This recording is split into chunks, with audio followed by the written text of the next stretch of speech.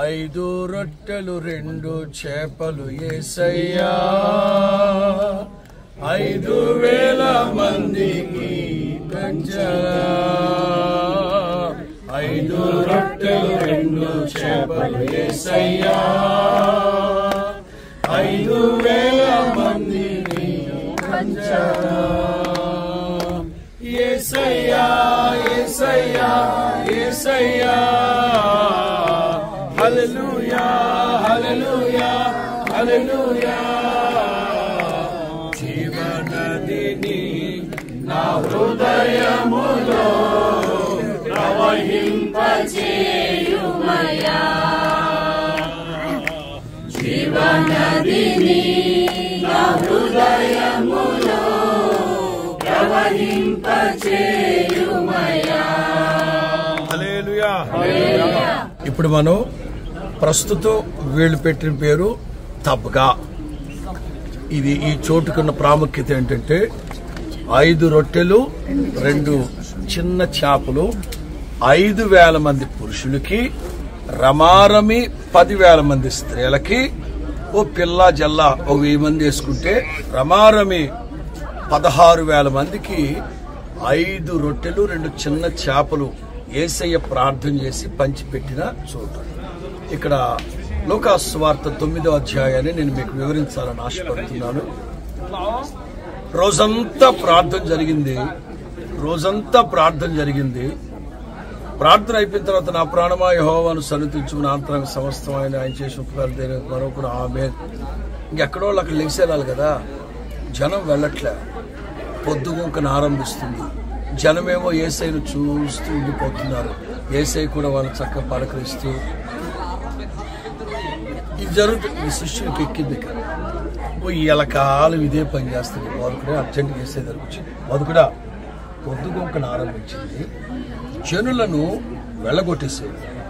ఎవరెండ్లకు వాళ్ళు వెళ్ళిపోమని చెప్పండి. మనము కూడా సమీప గ్రామాలకు వెళ్ళి బస చూసుకొని ఆహారం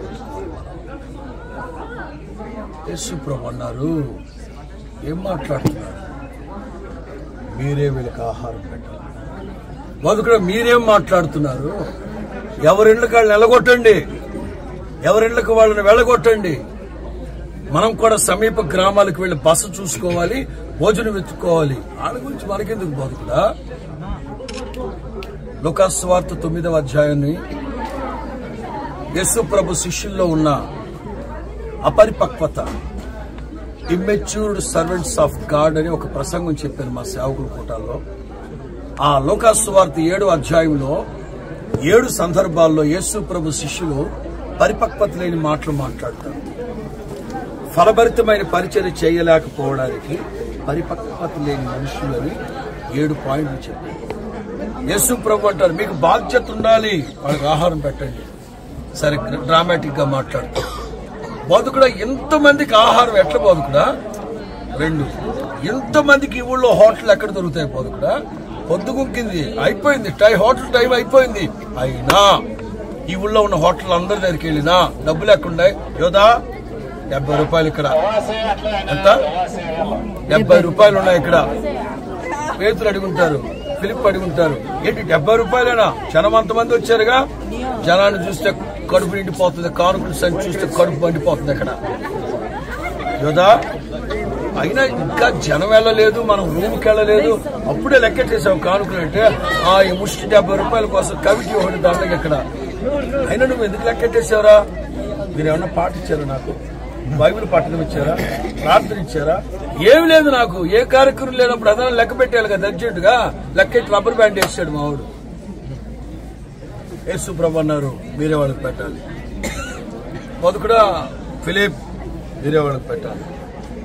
ఇలా ఒక డిస్కషన్ జరుగుతూ ఉంటే చిన్న పిల్లడు, యేసన్ గారి మాటలు చెప్తాను. చిన్న పిల్లడు లెగ్సాడు, బాదుకుడా నా దగ్గర 5 రొట్టెలు 2 పక్కనే ఒక అంకుల్ అంట పెద్ద మొనగాడు లెగ్సాడు. 1000 మంది ప్రాజెక్టు మాట్లాడుతుంటే మన ఇద్దరం ప్రార్థన ఇద్దరు చెట్టు చాటుకి వెళ్తే ఎత్తావులే. ఆడన్నాడు, అంకుల్ వదిలిపెట్టి అంకుల్, నేను యేసయ్యకి ఇవ్వాలి. ఏమున్నాయి నాన్న? 5 రొట్టెలు 2 చిన్న. యేసయ్య అడుగుంటారు, ఏనానా ఆకలే లేదా నీకు? మీ మాటలు వింటుంటే నాకు ఆకలి మర్చిపోయిన వారు. అప్పటికి నేను మా అమ్మతో చెప్పా, యేసయ్య మాటలు వింటా ఉంటే అసలు ఆకలి లేదమ్మా అని చెప్పా. మా అమ్మే మూర్ఖురాలు, నీకు ఆకలి వేస్తుంది, నువ్వు ఒంటి ఊపిరోడివి, నువ్వు తినాలి, ఉపవాసం ఉండకూడదు అని చెడగొడుతుంది బతుకుడా నన్ను. ఓకే తీసుకురా నా దగ్గరికి. యేసయ్య దగ్గర తీసుకొస్తే ఆకాశం వైపు ఎత్తి చిన్న ప్రార్థన చేసి ప్రమారమి 16,000 మంది తృప్తిగా భుజించిన తరువాత ఇంకా 12 గంపలు. ఏ శిష్యులైతే కుదరదు చేత కాదన్నారు, కరెక్ట్ గా 12 గంపలే మిగిలాయి. వాళ్ళ నెత్తి మీదకి ఎత్తాడు ప్రభు. ఇక్కడ మీరు గమనించాలి, యెహోవా ఆశీర్వాదం. పాత తర్జుమాలో డేవిడ్ రాజు గారు చెప్పిన మాట ఇది, యెహోవా ఐశ్వర్యం ఆశీర్వాదాన్ని ఇస్తుంది, అది మిగులును. దేవుని ద్వారా ఓ కార్యం జరిగితే మిగలాలి, చాలకుండా కూడకూడదు. ఎలీషా రోజుల్లో ఒక కుటుంబం మొదటి పంట బాపత ఎవరు తీసుకుని రొట్టెలు చేసుకొస్తే 120 మంది ఎంతో మంది ఉంటారు అక్కడ. వాళ్ళు తెచ్చింది 10-15 సంథింగ్ ఏదో చాలు అంటారు. ఎలీషా అంటారు, ఎవని దేవుని ఆరాధిస్తున్నాను, ఎవరి సన్నిధిలో నిలవబడి ఉన్నానో వడ్డించు, మిగులుతాయి. అద్భుతం. వారందరూ తిని తృప్తి పొందిన తర్వాత ఇంకా రొట్టెలు మిగిలిన ఉంటుంది. దేవుని ద్వారా ఒక కార్యం ప్రారంభించబడితే మిగలాలి. దేవునికి మహిమ కలుగును గాక. గొప్ప అద్భుతం యేసు క్రీస్తు చేసిన అద్భుతాల్లో అమేజింగ్ వండర్ఫుల్ అద్భుతమైన కార్యాలు ప్రభు ఇక్కడ చేశారు. లోపలికి మనం వెళతాం.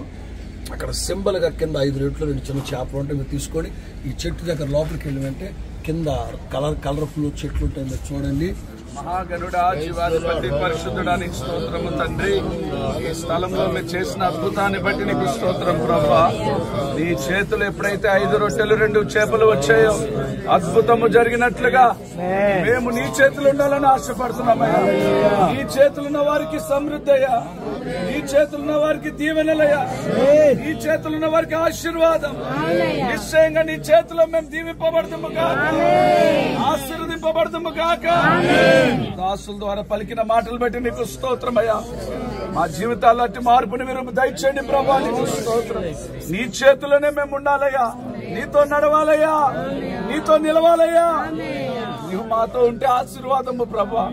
ఆ రీతిగా ఆశీర్వాదాలు పొందుకునే భాగ్యాన్ని మాకు దయచేసినందుకే నీకు స్తోత్రం. లేని వారికి అట్టి భాగ్యాన్ని మేము దయచేయమని, సహాయం చేయమని, ఈ మాటలు మా వినికిడిలో స్థిరపరచమని యేసు నామములో అడుగుచున్నాము తండ్రి.